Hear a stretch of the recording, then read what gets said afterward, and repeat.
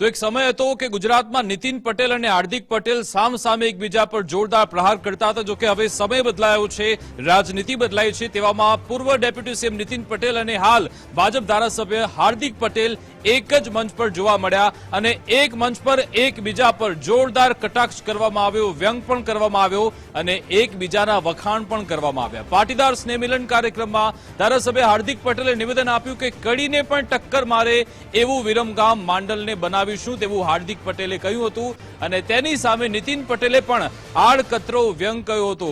નીતિન પટેલે કહ્યું કે પહેલું સ્ટેજ મંત્રીનું આવે છે એટલે પહેલા મંત્રી બને તેવી પ્રાર્થના।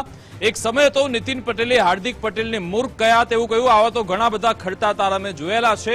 આવી ઘણી બધી બાબતો બંને સામે થઈ હતી। હાર્દિક પટેલે પણ કહ્યું હતું કે 500,000ની નોટ બંધ થઈ ગઈ કે જ્યારે મંત્રીમંડળ બદલવામાં આવ્યું તો આવું જાહેરમાં એકબીજા સામે ખરું ખોટું સંભળાવી ચૂક્યા છે અને હવે એકબીજાના વખાણ પણ કરે છે અને કટાક્ષ પણ કરી રહ્યા છે। શું કહેવામાં આવ્યું હાર્દિક પટેલ તરફથી, ત્યારબાદ નીતિન પટેલ તરફથી સાંભળ્યું। સોનાની દળી બનાવવામાં નીતિનભાઈ સાહેબનો ખૂબ મોટો રોલ છે અને એ આખું ગુજરાત જાણે છે, ખાસ કરીને વિરમગામ, માંડલ, આજુબાજુના લોકો, કેમ કે મોટા પ્રમાણમાં લોકો કડી રહેવા માટે આવ્યા છે।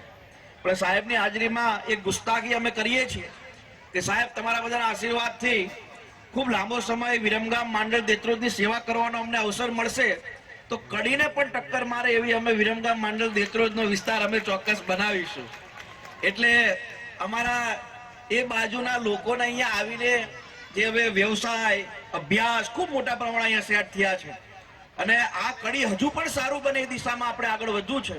પણ હવે આપણા વિરમગામ, માંડલ, દેત્રોદના લોકોને કડી લાંબુ ન થવું પડે એ દિશામાં આપણે આપણો વિસ્તાર પણ ખૂબ સારો બને એમાં કામ કરીશું। સાહેબ એમણે ખૂબ શુભેચ્છા આપી દીધી, બહુ મોટું સ્ટેજ આપી દીધું।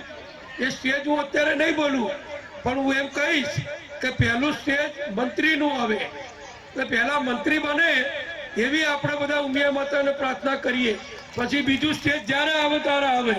એ સ્ટેજ આવતા તો બહુ વાર લાગે પણ પહેલું સ્ટેજ વહેલું આવે તો યુવાન છે, ભણેલા ગણેલા છે, સમાજના નેતા છે અને ખૂબ પ્રગતિશીલ વિચારો ધરાવે છે।